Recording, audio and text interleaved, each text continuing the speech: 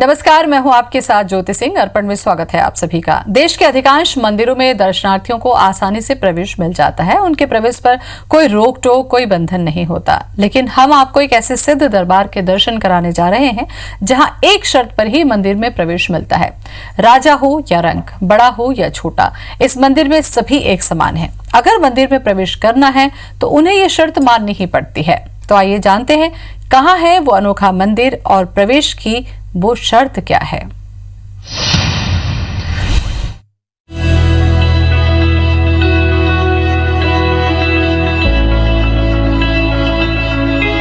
मंदिर में राम,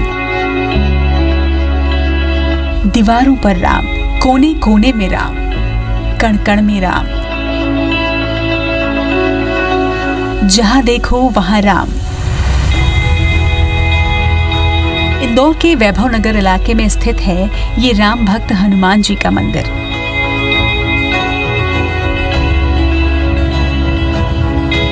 इस मंदिर में प्रवेश करते ही श्री राम का नाम लिखा दिखाई देता है।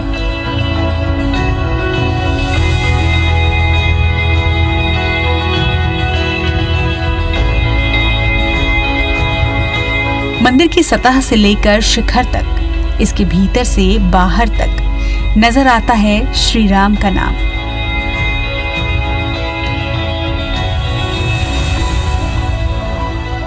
इसलिए इस मंदिर को राम का निराला धाम कहते हैं। इस मंदिर में प्रवेश करना आम मंदिरों की तरह सरल नहीं है, बल्कि यहाँ प्रवेश करने से पहले भक्तों को एक अनोखी शर्त पूरी करनी पड़ती है। वो शर्त ये कि हर दर्शनार्थी को मंदिर में प्रवेश से पहले यह भगवान श्री राम का नाम 108 बार लिखना पड़ता है। तो यहाँ नारियल चढ़ाने आ जाएगा, ये उसकी मान्यता पूरी हो जाएगी। यहाँ की विशेषता है। मन्नत पूरे करने में हनुमान जी पीछे नहीं हटते हैं, लेकिन उसके भाव होना चाहिए। राम नाम लिखने का अपना नियम है। यहाँ लाल रंग की स्याही से ही श्री राम का नाम लिखना होता है।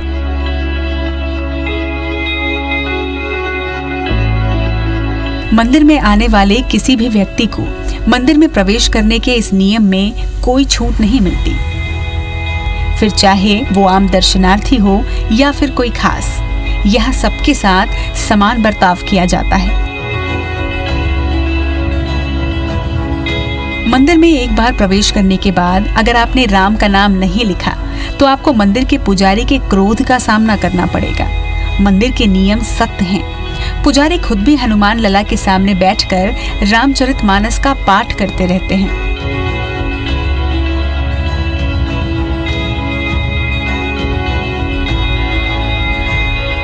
मंदिर में सबसे बड़ी पूजा कुछ है तो वो है राम का नाम लिखना। सबसे बड़ा दान कुछ है तो राम का नाम है। राम से बड़ा राम का नाम की उक्ति यह चरितार्थ होती दिखती है। कहा भी जाता है कि हरन अमंगल अघ अखिल, करन सकल कल्याण, राम नाम नित कहत, हर गावत वेद पुराण। Bureau report, IBC 24। और अब आपको ले चलते हैं ओरछाधीश राजा राम के धाम। यहाँ राम भगवान के रूप में नहीं बल्कि राजा के रूप में पूजे जाते हैं।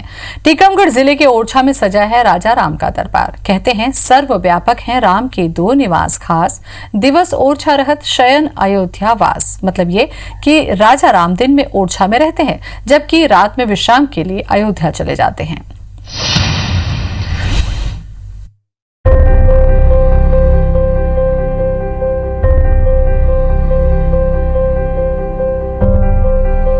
ये है राजा रामचंद्र का राज दरबार। राज दरबार में एक तरफ लक्ष्मण और एक तरफ सीता और बीच में विराजे हैं जगत के पालनहारे राजा राम।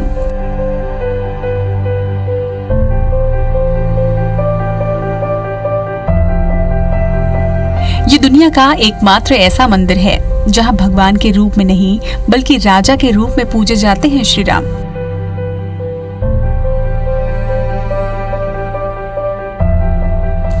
टीकमगढ़ जिले की राजा राम की नगरी ओरछा को दूसरी अयोध्या भी कहा जाता है। कहते हैं आज भी श्री राम दिन में ओरछा और रात में अयोध्या में विश्राम करते हैं। शाम की आरती होने के बाद बजरंगबली को जलती हुई ज्योति सौंप दी जाती है। उसके बाद हनुमान जी रात्रि विश्राम के लिए भगवान राम को अयोध्या ले जाते हैं।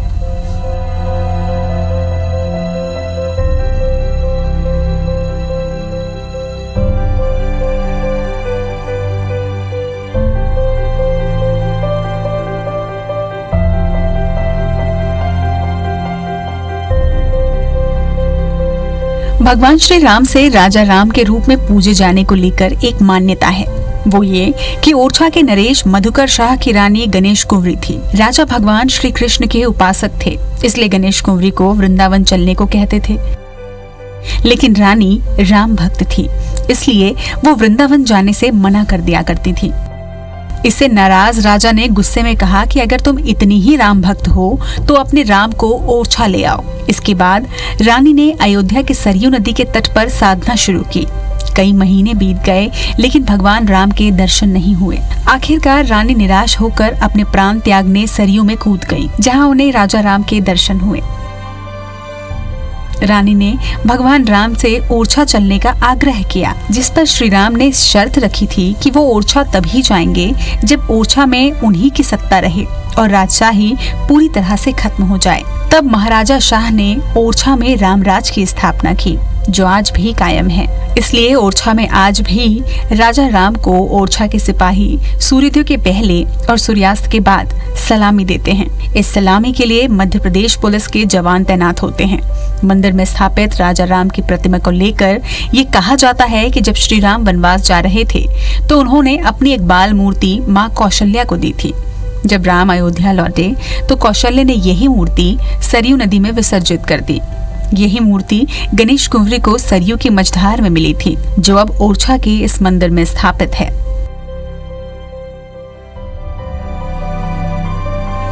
Bureau report IBC 24। सतना के चित्रकूट से भी भगवान राम का गहरा नाता रहा है। यहाँ के रामघाट को लेकर मान्यता है कि भगवान राम ने इसी घाट पर स्नान किया, तभी से इसे रामघाट के नाम से जाना जाता है। इसी घाट में राम के दर्शन के अभिलाषी गोस्वामी तुलसीदास ने चंदन घिसा था। तब मर्यादा पुरुषोत्तम राम ने तुलसीदास को दर्शन दिया। चित्रकूट की धाम की यात्रा रामघाट से शुरू होती है। चित्रकूट आने वाले लाखों श्रद्धालु सबसे पहले रामघाट पहुंचकर गंगा के रूप में मंदाकिनी नदी में डुबकी लगाते हैं।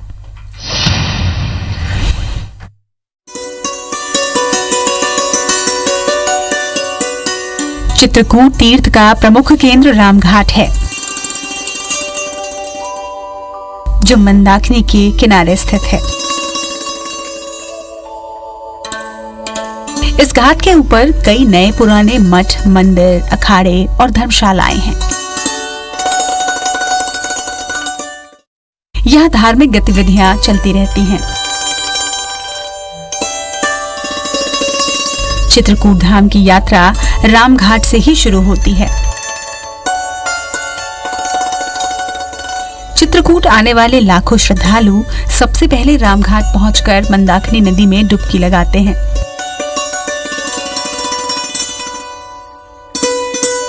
चूंकि भगवान राम ने यहाँ स्नान किया था, इसलिए इसे रामघाट के नाम से जाना जाता है।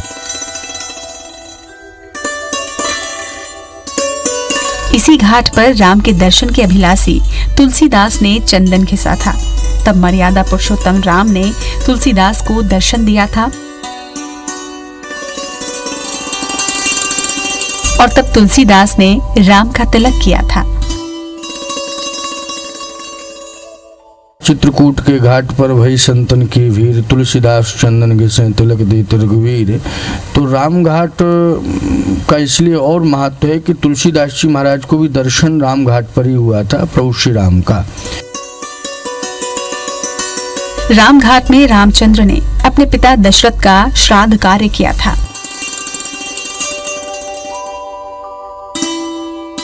यहाँ मंदाकिनी, पयस्विनी और गायत्री नदियां आकर मिलती हैं।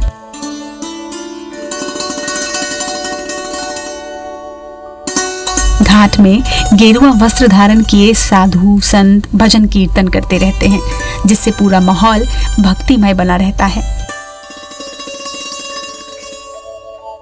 शाम को होने वाली यहाँ की आरती मन को काफी सुकून पहुंचाती है।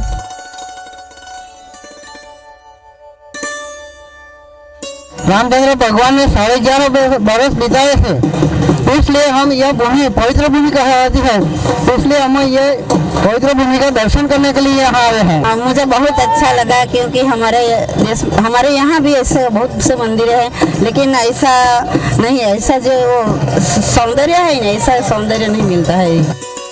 चित्रकूट में जितने भी दर्शन करने लायक जगह हैं, उनमें राम घाट का अपना महत्व है। यहाँ भारी संख्या में आस्था की डुबकी लगती है। मंत्रों से पूरा वातावरण गूंजता रहता है।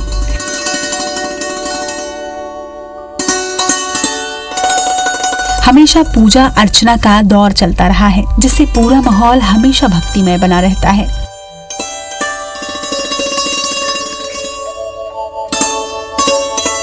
और यहाँ आकर हर श्रद्धालु खुद को धन्य समझता है।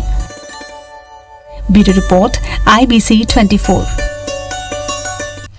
पन्ना स्थित रामलला का दरबार पूरे बुंदेलखंड में प्रसिद्ध है। रियासत काल में बने इस मंदिर में भगवान राम, माता सीता और भाई लक्ष्मण की दुर्लभ प्रतिमाएं स्थापित हैं।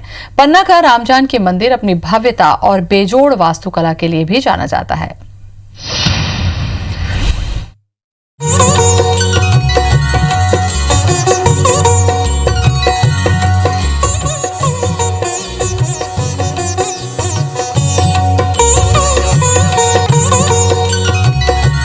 इस चौखट पर राम नाम की टेर लगाते ही संकट के बादल छट जाते हैं। इस ड्योढ़ी पर कदम रखते ही दुखों की परछाई पीछा छोड़ देती है।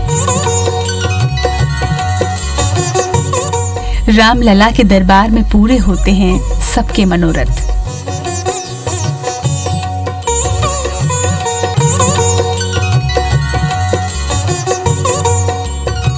पन्ना के राम जानकी मंदिर में एक तरफ लक्ष्मण, एक तरफ सीता और बीच में विराजे हैं जगत के पालनहार भगवान श्री राम।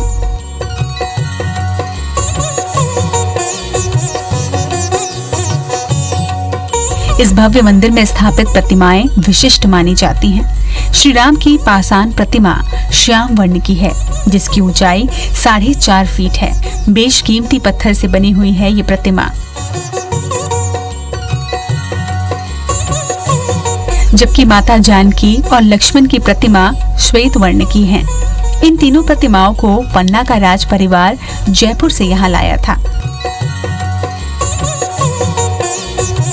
लेकिन राज परिवार ने प्रतिमाओं को अपने महल में ही स्थापित कर दिया। कहते हैं इसके बाद भगवान राम ने स्वयं सपने में आकर मंदिर में स्थापित कराने का आदेश दिया।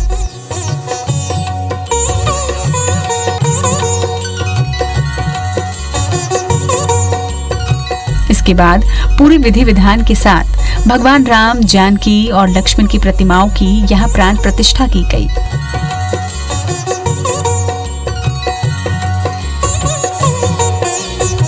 राम जानकी का मंदिर अपने स्थापत्य कला के लिए भी जाना जाता है। मुगल, चंदेली और बुंदेली कला का संगम इस मंदिर में देखने को मिलता है।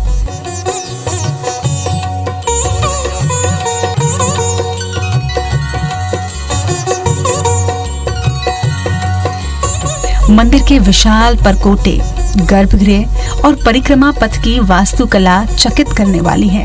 मंदिर के शिखर और गुंबद मुगल बुंदेली वास्तुशैली का बेजोड़ नमूना है।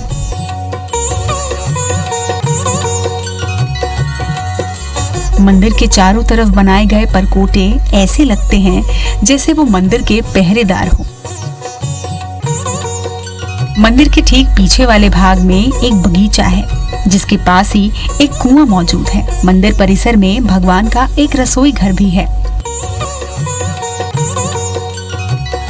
खास बात ये कि जिस तरह ओरछा में राजा राम सरकार की प्राण प्रतिष्ठा की गई है, ठीक उसी तरह राम जानकी के इस मंदिर में भी भगवान श्री राम की प्रतिमा को स्थापित किया गया है। पन्ना का ये राम जानकी मंदिर पूरे बुंदेलखंड में प्रसिद्ध है।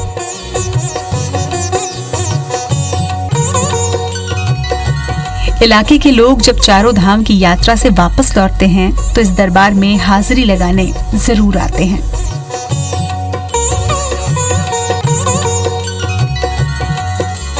Bureau report IBC 24।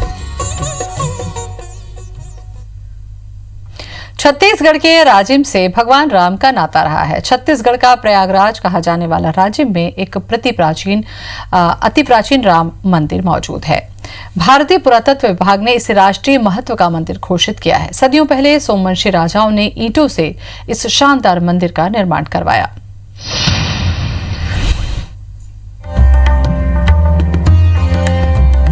ये है राजिम का प्राचीन राम मंदिर।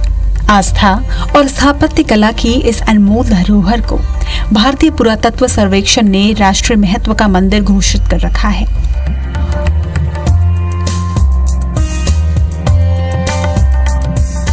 दूसरे प्राचीन मंदिर से अलग ये मंदिर ईंटों से बना हुआ है, लेकिन इसके स्तंभ पत्थरों के हैं।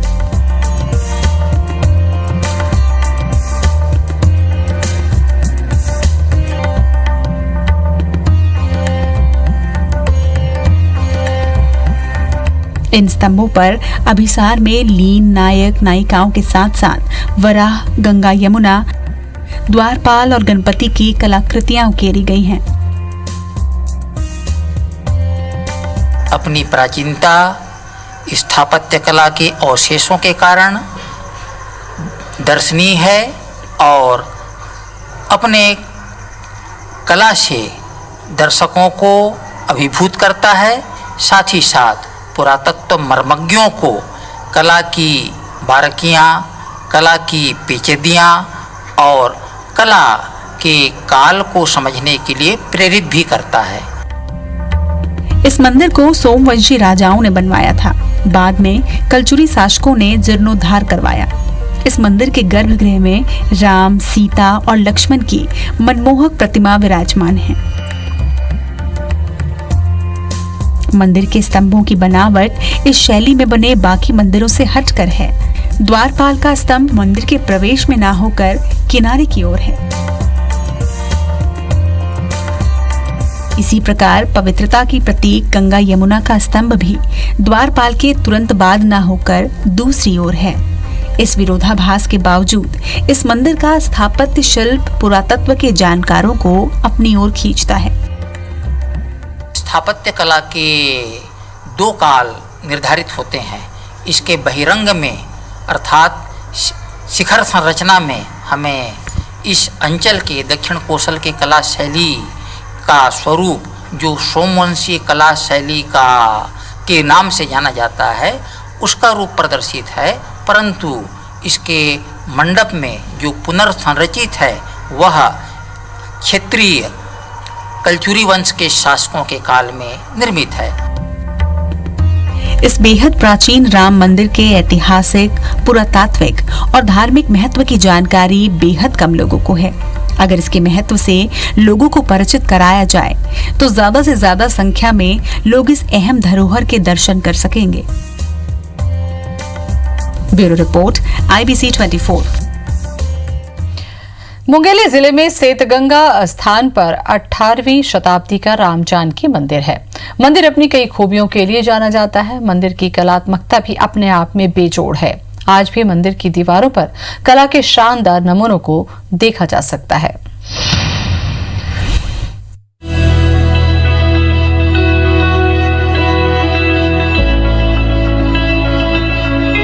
सेतगंगा में स्थित राम जानकी मंदिर का धार्मिक और ऐतिहासिक महत्व तो है ही। इसके अलावा स्थापत्य कला की दृष्टि से भी ये काफी अहमियत रखता है।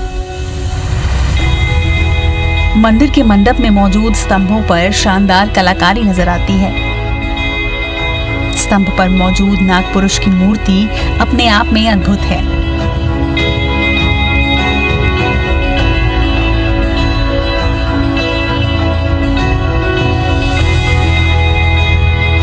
स्तंभ पर नागपुरुष की मौजूदगी इस बात का प्रमाण है कि मंदिर का निर्माण फणी नागवंशी राजाओं ने किया है।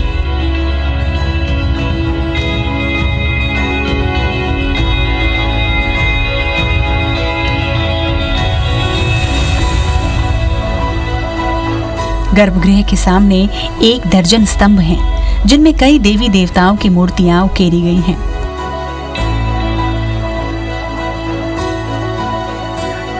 मंदिर के दक्षिण हिस्से में राधा जी की प्रतिमा उकेरी हुई है, तो वहीं आग्नेय दिशा में कृष्ण जी नजर आते हैं, जबकि वायव्य में ब्रह्मा जी, उत्तर में श्री राम और ईशान में लक्ष्मण जी स्थापित हैं। वहीं मंदिर के बीचों बीच स्थित 4 स्तंभों के ऊपर देवी देवताओं और पौराणिक कथाओं का चित्रण किया गया है। इसी तरह गर्भगृह के एक तरफ गंगा और जमुना की प्रतिमाएं स्थापित हैं, जबकि प्रवेश द्वार पर विचित्र गणपति की प्रतिमा मौजूद है। राम जानकी मंदिर की उत्तरी दीवार पर दशानन रावण की एक दुर्लभ प्रतिमा मौजूद है। इस प्रतिमा में रावण को पद्मासन में बैठा दिखाया गया है। अब तक कहीं भी रावण की प्रतिमा होने की बात सामने नहीं आई है। इस आधार पर ये कहा जा सकता है कि शायद ये रावण की इकलौती प्राचीन प्रतिमा है। रावण की प्रतिमा के अलावा मंदिर के दक्षिण और पश्चिम दीवार पर कई मैथुन मूर्तियां भी अंकित हैं। जानकार इन मूर्तियों के संबंध तांत्रिक दर्शन से जोड़ते हैं। राम जानकी मंदिर में प्राचीन मूर्ति कला की सतरंगी झांकी नजर आती है। जो भी यहाँ स्थापित मूर्तियों को देखता है, एक बारगी उन्हें ऐसा लगता है जैसे वो कुछ ही पलों में उनसे बोलने लगेंगी। Bureau report, IBC 24। और इसी के साथ अर्पण में आज बस इतना ही। नमस्कार।